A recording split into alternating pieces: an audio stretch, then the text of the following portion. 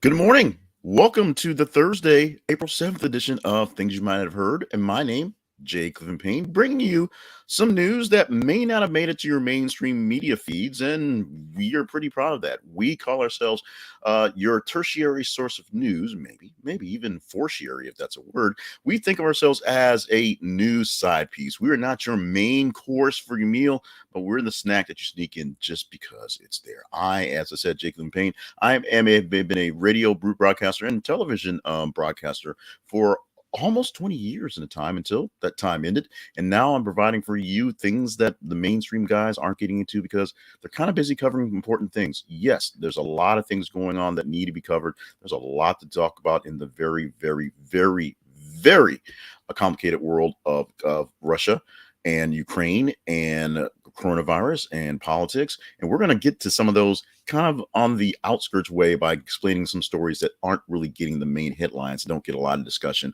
unless you're really digging down for stuff. So you can go to our website, thisisaconversationproject.com, find more about the project and more about why we're doing the project, what goes on with all the stuff, and also ways to help support the teams here working things on not on the slide, actually in the real light, in the light, if you will. Let's move on to our first story today. And this is an interesting one. Cole Sprouse opens up about trauma of child star fame. SheKnows.com is the source of this. I have very little knowledge of the actual website blog going on, but this is a story that popped up in the aggregator, and it was an interesting one that I read through and thought you guys would like to take a chance to look at it. You did, and here it is. So Cole Sprouse and his brother Dylan, people remember them pretty specifically from Big Daddy, the movie they did as they tag team to play the one child in Big Daddy with Adam Sandler. They actually started as babies on Grace Under Fire, of course, tag teaming to play the baby on that show. So they've been doing this thing for quite some time. Dylan's basically out of the limelight, but Cole right now is a star of Riverdale, playing Jughead Jones in the weird version of Archie Comics weirdness on that show. He opened up in a interview recently about just how much children go through as children in the world of acting. He went specifically about the actresses on The Sweet Life of Zach and Cody, the show that basically made them famous, and talk about how sexualized, over sexualized, you will be, the ladies, the female characters on the shows were at the age of at teenage age. The fact that it was just so hypersexualized that everything was weird. Them as boys growing up had so much access to things that they shouldn't have access to, that growing up was just traumatic. You think it's great be seeing them on the Disney shows and all the kids shows and all the sitcoms, doing wisecracks and things like that. But in reality, it's an unnatural world where children are asked to do adult things like act on command and make lots of money for the parents, and it's a bad rap. You might want to go check out this link inside of the rundown and go deeper into this one. This is something that you don't think about when you think your kid's so precocious and could probably be one of those kids on those shows. The actual trauma, as Cole says, who's now an adult and sort of dealing with it on his own end, but as a child saying the real words, the real emphasis on what it went through to be a child actor in those cases. Yes, there's a lot of protections now to keep things going well, but you see from every story you have that you like, for example, in the like the Girl Meets World documentary, where they make the big deal about how all those kids had all those things to make them be like kids. In the Disney farm, and Disney has its problems. There are a lot of issues with the Disney farm and those Disney kids coming out a little wacky when it's all said and done. Let's move on to story number 2 for this morning. That story reads like this one. This was a teaser story from yesterday, and you guys decided it was well worth talking about, so I have it here to discuss deeper right now. African immigrant advocates point to double standard as Ukrainians receive U.S. relief. NBCNews.com is the source for this one, and here's a line from this. There's a lot of lines from this, but specifically, this is being targeted as a quote. This is just clear racism. There's this feeling that Ukrainians are Europeans, and therefore the immigration system maybe doesn't view them as a threat in the same ways as we see conversations about Black migrants. This is coming from a lawyer, Sama Sisse, a Liberian immigrant who has spent years working as an immigration lawyer and is now with the Center for Constitutional Rights. And what they're pointing out specifically, are two places that are pretty much hellholes, really hellholes to live in, that are having issues with people bringing them out of those countries to the United States for immigration. Haiti, which we all know about because every couple of years something else happens in Haiti that makes the situation worse, and Cameroon, which has people who have been displaced by a civil war that's been going on for much longer than I can even remember. And we don't even focus on places like Cameroon. There are African countries and people who are of African descent, and also people from the southern border who are of Hispanic descent, and people from um, uh, countries of Muslim Iranian descent who were trying to immigrate into the Europeans when all the wars were going on there. A lot of Syrians had issues getting out of Syria and getting someplace. Guess what? The European countries and the European looking countries and the US that looks like us, not the us that looks like me, have issues with people who aren't quite light pigmented. It is something that's there, and said right there, the lawyer said herself, this is racism. This is something that is overt. People that look like us are easier to take in as opposed to people who don't look like us that we may be scared of. Go deeper into this story. This is real. This is not something made up. This is not crisis actor stuff. This is reality. These are people that you see fleeing a war zone, and because we see them fleeing Ukraine and they're fighting the Russians, it's a little bit different than fighting other brown people out there in the world. Just think about that. Take that to heart a little bit today, and hopefully this, if one message of these stories gets to you, a little bit of that make sure you have a bit more compassion for folks that don't quite look like you, because they are having serious issues, as opposed to people who look like you that could assimilate much easier. Oh yeah, police won't be charged in death of Amir Locke, black man shot during no-knock warrant. NBC News are source for this one. And if you thought the last story was a little whack, here's the deal. In Minneapolis, a few months ago, there was a guy sleeping on a couch. The police raided that house because they had a no-knock warrant, because the guy who lived in the house or owned the apartment, they had some issues with. They knock on the door, or actually they don't. They bust in the door. They say, police, hands up, blah, blah, blah. Amir Locke is sleeping on the couch. He doesn't live there. He's not who they're looking for. He has no issues with what's going on, but yes, he does have a weapon.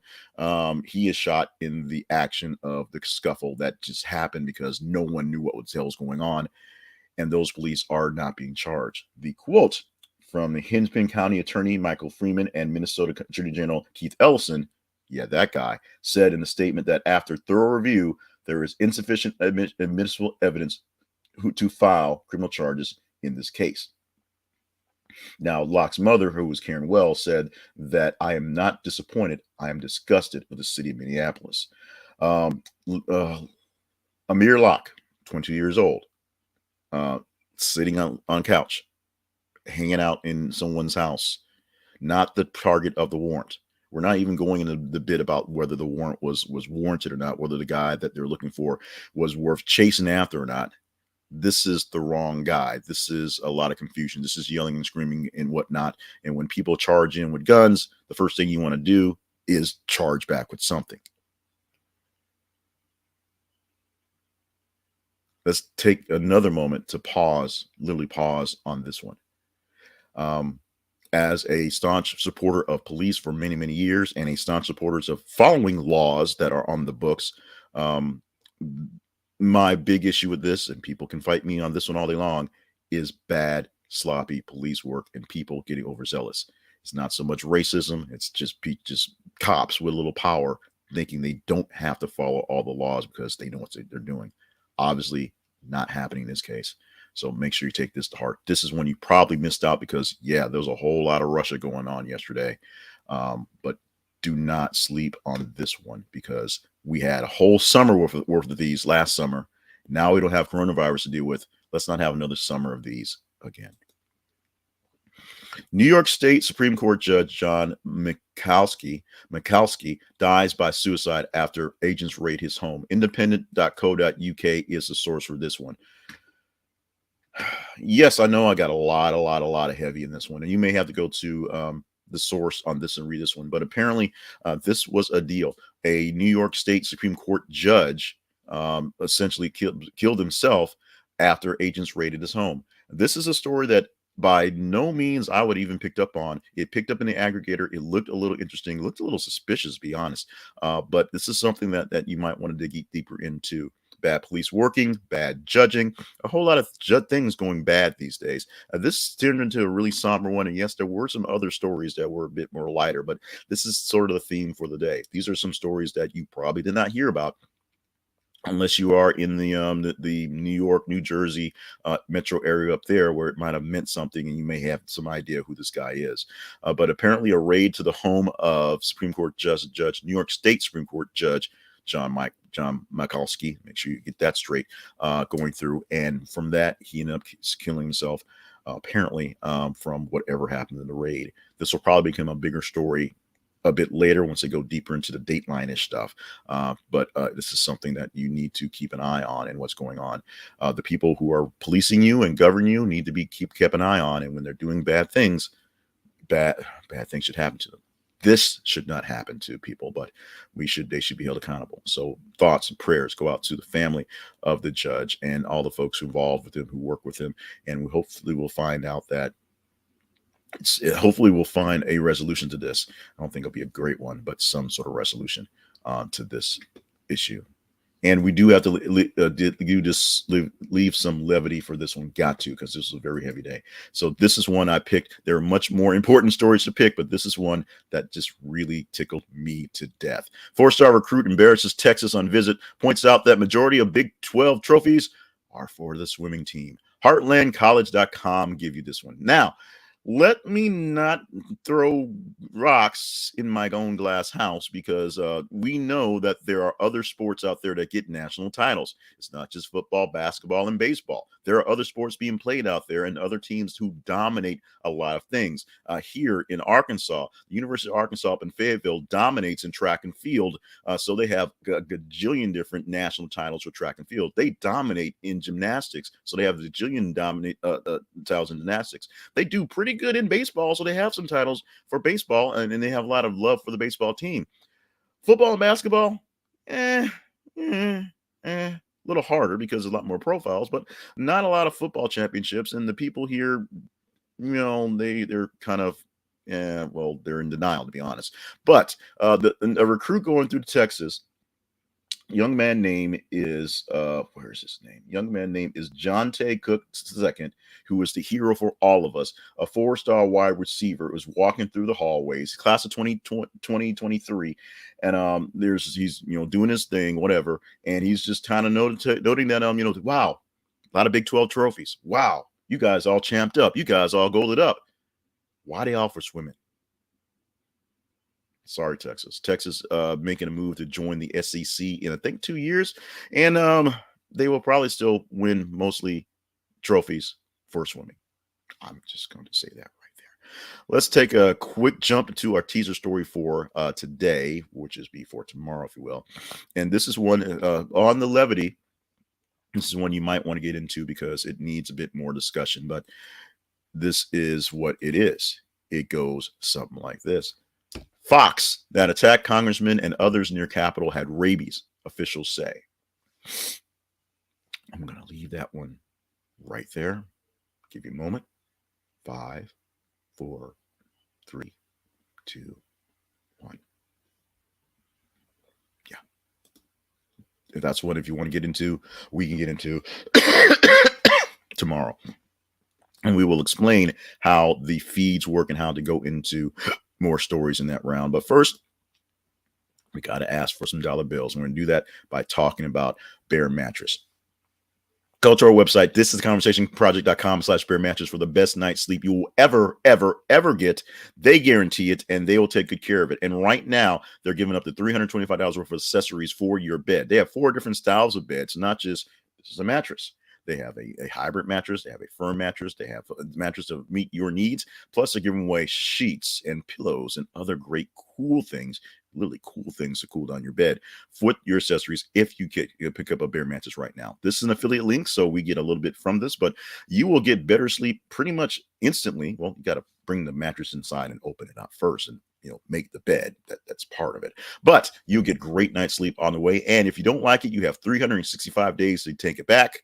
or literally have them come back and get it. You won't have that happen. They won't come and get it because you won't send it back because you will be in love with this bed. This is conversationproject.com/bear mattress. This is conversationproject.com/bear mattress.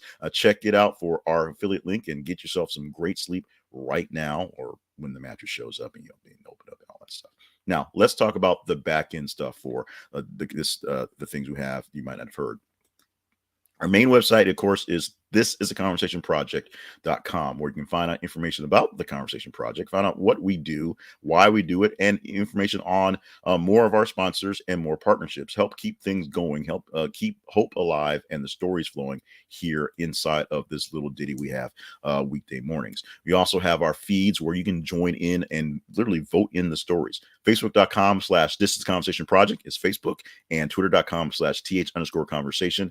If you follow us there, you will see every 50 minutes or so a new news story being posted, or a news story. Sometimes they're updates, sometimes there are other things, but we have news stories being posted there all day long. As you check your Facebook and your Twitter, just check out what we have going on. Like, love, hate, share the stories there. Of course, algorithm juice helps out as well. And at the end of the day, or actually beginning of the day, 5 a.m. in the morning, I'm going to take the last 28, 3 hours worth of stuff, last day's worth of news, and put it into a spreadsheet aggregator that basically gives us a real score.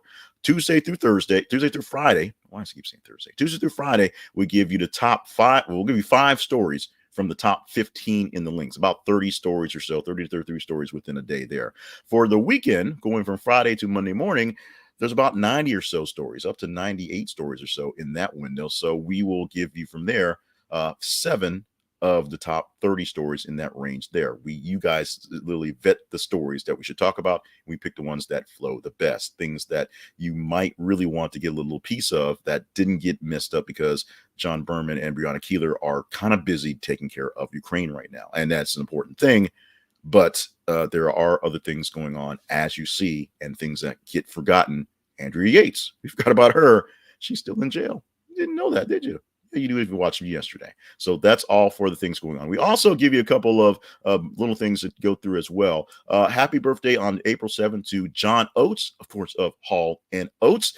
Oates minus a mustache. We're back on tour with Daryl Hall right now. Jackie Chan, the master of all sorts of things funny and all sorts of things martial arts, and really, really old apparently. 68 years old. Not quite as old as John Oates at 74, but 68 years old, still doing his own stunts. And Mackenzie Scott, basically only famous because she was married to that other guy and she's giving away all the other guy's money. 52 years old today. It says she's a philanthropist because she's giving away money. It says she's a novelist. I guess she wrote a book sometime, but we only know about her because she was married to Jeff Bezos, and that's, be honest, pretty much it. And yesterday, New Beer's Eve, National Beer Day. Now I know why there's a New Beer's Eve, because there's a National Beer Day. Have a beer. It's Thursday. You earned it. Oh, by the way, one last thing. A survey found that 90% of women do wedding planning while at work. I can tell you that my wedding was planned at work because it was literally planned because we had a day off and it was like, hey, let's go get married. And the wife was like, sure, let's do it. And that's how it got planned. So basically, I planned my wedding at work. There you go. Add me to the 1% of men who plan their weddings at work. I would check your bandwidth, people. If you are a business owner and you have a lot of women and they are in the stages of matrimony, I would check your bandwidth immediately. Thursday, April the 7th, 2022. I am still Jay Cleveland Payne. This was Things You Might Have Heard for this day or in the future if you're watching in the future. Thank you so much for people who tuned in live and those who watch it in the future. Just pop in a message. Tell me where you're at. Tell me what's going on, how you love it. Big ups to friends who are watching. I think my man Josh is already on the line. Thank you so much for that one.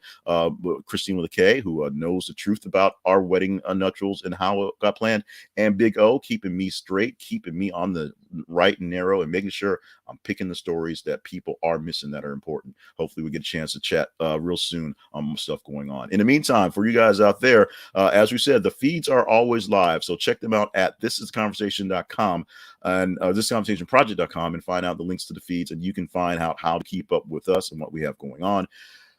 And just stay vigilant, stay aware, stay knowledgeable. The biggest thing that goes on, that is the biggest thing that is an issue right now is disinformation and misinformation on purpose. So if you think I've done something in the era, in error, let me know. We'll try to fix it. If you think what I'm saying kind of makes sense, go check into it, go deeper. Always go deeper. Always go deeper. There's always more actual research you can do. You can also read it for yourself, but don't just say my research is Joe Rogan. Make your research be 3 or 4 other sources that aren't from Joe Rogan. I'm out. Enough commentary on that end. Oh, Sam, I'm running long, so I got to get out of here. So thank you so much for joining us for the Thursday edition. If I'm not way too overly tired, which it has been a crazy week this week, we will knock out a brand new, stupendous Friday edition of this thing here. If you think it's stupendous, then it will be. Thank you so much. Let's do it again tomorrow.